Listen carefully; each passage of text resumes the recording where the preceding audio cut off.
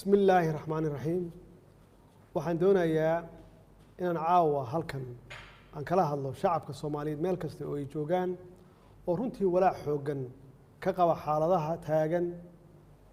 iyo mustaqbalka dalka sida aan marar badan aan u cadeynay waxaan diyaar u nahay in dalku doorasho ay ka dhacdo waqtigeedana ay ku dhacdo si nabdoonna ay u dhacdo balse nasiib darro waxa caqabad ku ahaa dad gaar ah iyo dawladda shisheeye oo ujeedkoodu ahaa in dalka ay foodo ay ka dhacdo ama foodo la geliyo burbur iyo kala qaybsanaan dib loogu celiyo si uu u dhaco firaaq dastuuri ah annagu ka dawlad ahaan mar kasta waxaan diyaar u nahay ama aan u ahayn in la qabto doorasho aan shuruud ku xirnayn oo saldhiggeedu yahay heshiisyadii hore loo gaaray ee 17 Sebtembar 2020 iyo talooyinkii ama tala bixintii guddiga farsamada ay ku gaareen magaalada Baydhabo 16 Febraayo 2021 waxaan bogaadinayaa dadaaladii nabadda ee ra'iisul wasaaraha iyo madaxweynayaasha Galmudug Hirshabelle Koonfur Galbeed iyo gudoomiyaha gobolka Banaadir anigoo soo dhaweynaya baaqyadii ay ka soo saareen arrimaha doorashooyinka haddaba si loo suurtageliyo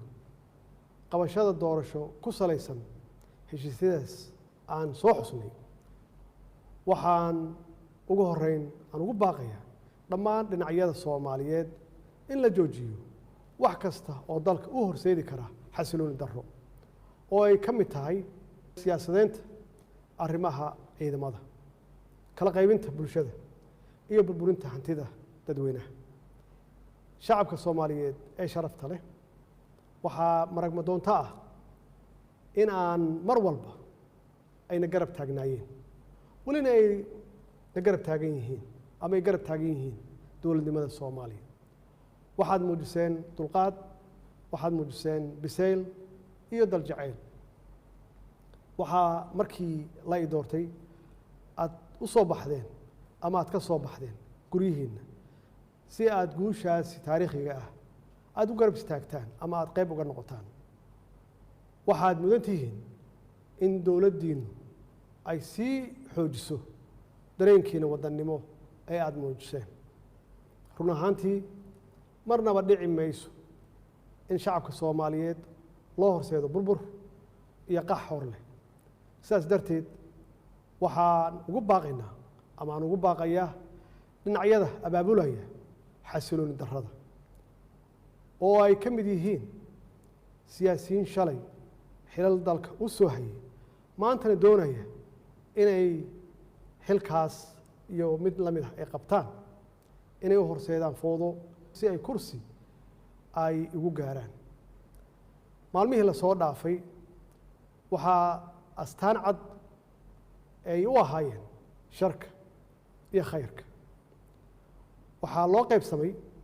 badbaadiye iyo barakiciye intii aanu noqon lahayn barakiciyaal waxaa aan doonaynaa inaynu noqonno badbaadiyaal danaha siyaasadda way dhammaan karaan ama way iska dhammaanayaan waxaase waaraya ciidda iyo calanka ummadda Soomaaliyeed ayagaana mudnaan kale waxyaabaha kale ee aanu isku hayno waxaan garawsanay inaan ka hortagno hagardaamo kasta oo lagu beegsanayo xasiloonideenna iyo badqabkeenna shisheeye badan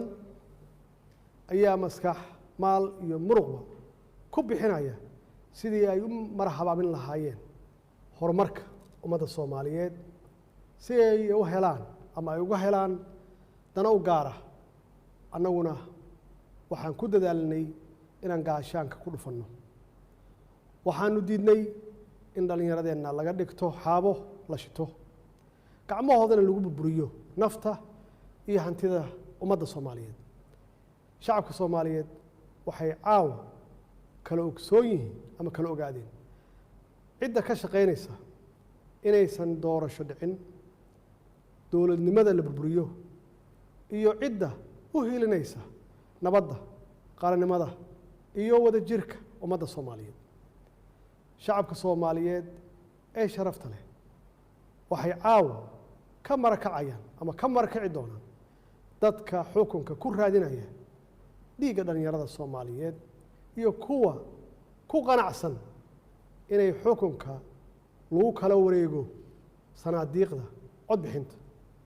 walaalayaal maadaama aan ahay ilaaliyaha dastuurka ayna waajib igu tahay inaan isku dheelitiro heshiisyadii siyaasadeed ee hore loo gaaray iyo sharcigii u dambeeyey ee golaha shacabka uu meel mariyey waxaa maalinta sabtida aan hortagi doonaa golaha shacabka jamhuuriyadda federaalka Soomaaliya si dalka aan dib loogu soo celiyo hanaankii doorasho ee ay heshiiska ay ku wada gaareen dowladda federaalka ah iyo dowlad goboleedyada dowladda federaalka Soomaaliya waxay aaminsan tahay ama aaminsanayd welina ay xal u aragtaa in wadada kaliya ee furan ay tahay midda wada hadalka isqancinta isu tanaasulka iyo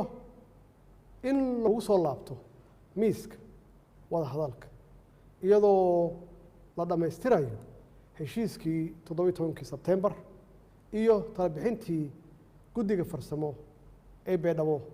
ee Febraayo 16 2021 waxaan dhammaan saxiixayaasha heshiiskii 17 Sebtembar aan ugu baaqaya inay si degdeg ah la isugu yimaado si looga wada hadlo hirgelinta heshiiskaas kadibna loo wada saxiixo iyadoo aanan wax shuruud ah aan lagu xirin ugu dambeyntii waxaan farayaa hay-adaha amniga inay ilaaliyaan xasiloonida caasimadda iyo badqabka shacabka Soomaaliyeed lagana fogaado wax kasta oo dhalin kara khalkhal amni shacabka Soomaaliyeedna ay arrintaasi ku garab siiyaan ciidankooda qalabka sida oo habeen iyo maalin u taagan badbaadadooda wasalaamu calaykum waraxmatullaahi wabarakaatuh dadka Soomaaliyeed meel kastoo ay joogaan afur wanaagsan Ramadaan Kariim waxaan maanta u soo istaagay idaacadda saxaafadda horteeda in aan ka hadlo arrimaha degdega ah ee maanta xamar ka dhacayay maanta waxaa dhacay waxyaabo waaweyn oo taariikhi ah oo siyaasadda Soomaaliyana taariikhi raad ku yeelan doono saan rajaynayo raad nabadeedna ku yeelan doono weliba saan rajaynayo marka ugu horeyso waxaan rabaa inaan halkan uga hambaliyeeyo hogaamiyayaasha madaxweynayaasha dowlad goboleedyada Hirshabeelle iyo Galmudug ee galabta qaatay go'aanka geesinimada leh ee loogu danaynayo dalka iyo dadka Soomaaliyeed ah mas'uuliyaddii dadkooda ay u doorteen iyo waajibkii dastuuriga ahaa ee ummadda ay ku lahayd ee ay u dhaarteen waxaan leeyahay hambalyo go'aan geesinimo leh xilkasnimo leh ayaad qaadateen taariikhduna way idin xusi doontaa maanta meesha ay Soomaaliya taagneed iyo go'aanka aad qaadateen intaba waxaan idin leeyahay hore ugu socda sidoo kale go'aano dhiiranaan badan u baahan oo kale oo adaga idinka horeeya qaataan leh ayaguna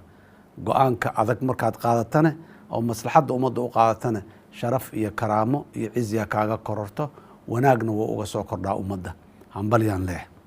intaa kadib waxaan sidoo kale hambalyaynayaa asagana prime ministerka jamhuuriyadda xilgaarsiinta xukuumadda xilgaarsiinta prime ministerka ka injineer maxamed xuseen rooble saaxiibkay waxaan leeyahay adigana hambalyo adigana mowqifka aad qaadatay mowqif shariif oo wanaagsan waaye waa mowqifkii looga baahnaay inuu qaato qof prime minister ah oo mas-uul ah adigana waad muujisay mas-uuliyadaada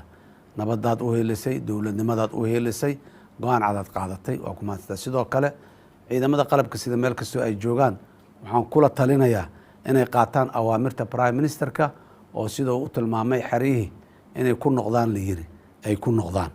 oo ay waajibkoodii dastuuriga ahay ee dastuurka dalka inay ilaaliyaan ahaydna inay dastuurka dalka ilaaliyaan dastuurku waxa uu farayana ay u farmaan